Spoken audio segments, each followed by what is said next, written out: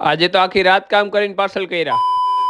જય દ્વારકાધીશ. એક કારખાને ગરમી બહુ હતી ને પાર્સલ કરવા આવવું પડ્યું. ઝડપથી બધે પાર્સલ સીવી નાખ્યા ને પછી આ ભાઈ અમારો ભીડો મશીન મતલબ પટા. આ ભાઈ અમારા આફ્રિકા થી આવ્યા. ભેગું થાને ભાઈ. કમેન્ટમાં જય મામાદેવ લખજો. કાંઈ બોલું એ પેલા બરી ગઈ.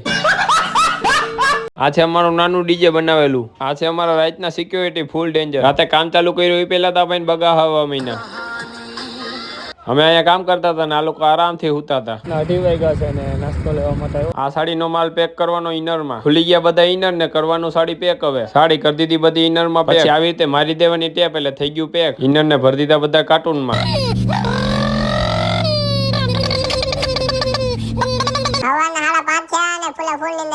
પછી કરી દીધું પાર્સલ સીવવાનું ચાલુ. ટાઈમ થયો તો સવારના 6:10. બધા પાર્સલ થઈ ગયા હતા સિવાય ને ત્યાં ને મારવાની હતી પટ્ટી.